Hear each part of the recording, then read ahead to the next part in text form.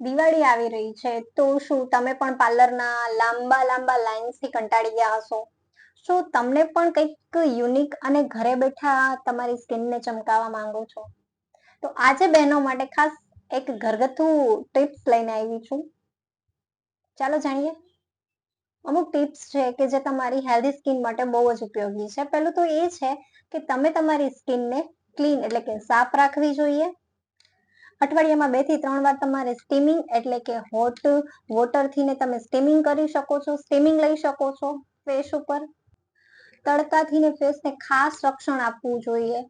કોપરેલ તેલનો ઉપયોગ કરવો જોઈએ વાળ માટે, સ્કિન માટે, આંખમાં કાળા કુંડાળા થઈ ગયા હોય એની નીચે છે, આઈબ્રોઝ માટે છે. કોપરેલ તેલ ખૂબ જ લાભકારક છે. ચાલો થોડા ફેસ પેક વિશે જ વાત કરીએ જે કુદરતી હોય છે કે ટામેટા અને મુલતાની માટીનો તમે ફેસ પેક બનાવીને તમારા ફેસ ઉપર લગાવી શકો છો અને તમારી ત્વચાને ચમકદાર બનાવી શકો છો. બીજો પેક એ છે કે જેમાં તમે દહીં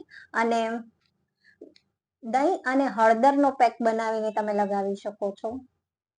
ત્રીજું એ છે કે દહીં અને બેસનને પણ તમે મિક્સ કરી અને એનો ફેસ પેક લગાવી શકો છો તમે.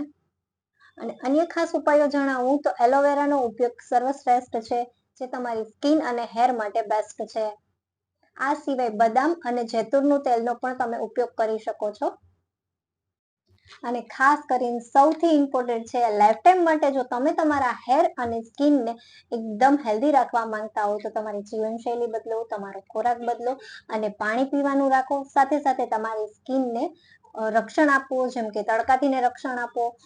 એવી બધી ક્રીમ્સ ને જે કેમિકલ વાળું હોય એનાથી તમારી સ્કિનને દૂર રાખો. મેકઅપ ઓછો કરો કે જેથી તમારી સ્કિન હેલ્ધી અને ગ્લોઈંગ રહી શકે.